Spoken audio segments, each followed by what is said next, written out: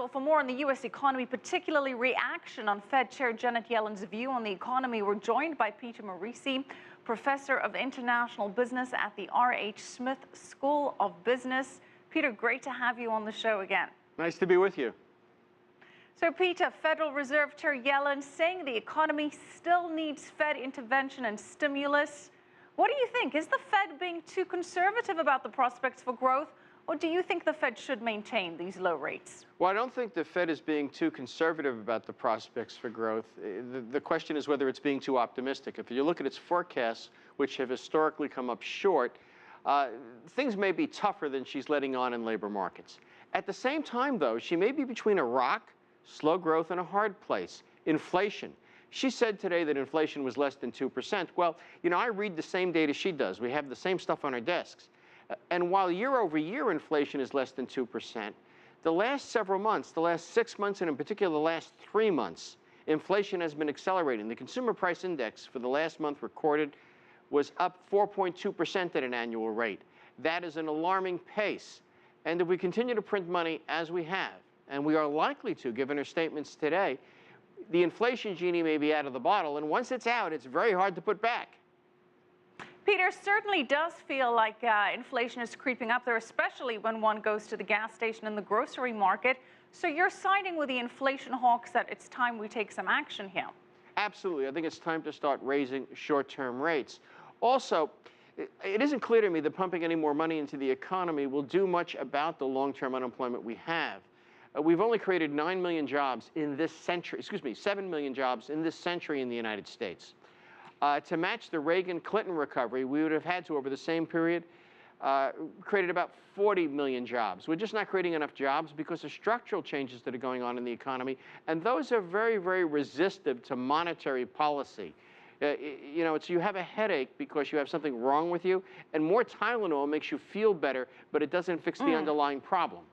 It's a good analogy, the Tylenol one. Now, as you said, the economy, particularly the job sector, is having some issues.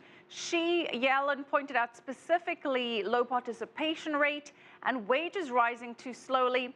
So if keeping low interest rates are not the way to boost this, and they haven't worked so far, quantitative easing is being tapered off. What is the solution? Well, I think we ought to put together... Can the Fed do anything? The Republican and Democratic lists. I mean, the president wants more money for roads. Fine, let's build more roads.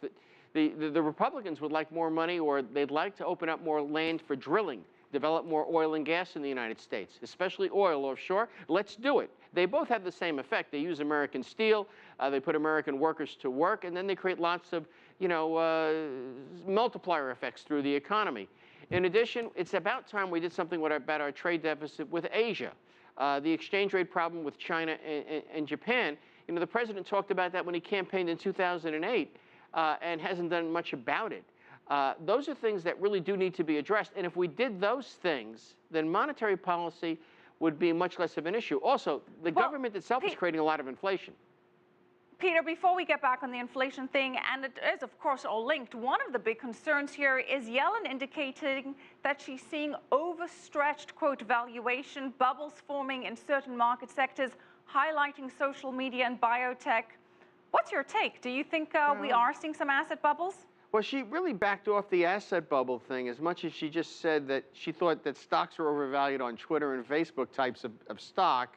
And on biotechs. Biotechs are where people make big bets.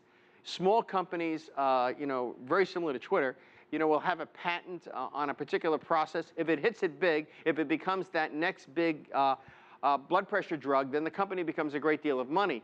I don't know that it's appropriate for a Federal Reserve Chairman to be speaking about specific sectors of the economy that way. Here she is with a fire hose. Peter. Here she is. It's certainly a first for her to highlight a particular sector, but the question is, the Fed is warning about this overstretching in these sectors, but at the same time, the argument can be made that it's the Fed's loose monetary policies that are leading to everyone going into the stock market, especially given the poor returns in government bonds and other sectors. So surely if the Fed raised rates, then we wouldn't see as much activity in these markets and we wouldn't be concerned about overvaluation. Absolutely. She's a woman with a fire hose, shooting at the grandstands in a stadium, and she's soaking all the spectators. But she's saying, oh, the people on the third row from the back and aisles 1 and 2, a little less water on them. If the Fed eased back on the amount of money that it's printing, then there wouldn't be as much speculation. You know where there's a lot of money going in? And that's private equity, because the banks can borrow very cheaply from the Fed, and they can loan it to private equity, and it becomes a form of trading without violating the regulatory reforms that were put in place. There's a lot that's going wrong, but the Fed is financing a lot of what is going wrong. Sounds a little like irrational exuberance from Greenspan days. All right, we're going to have to leave it there.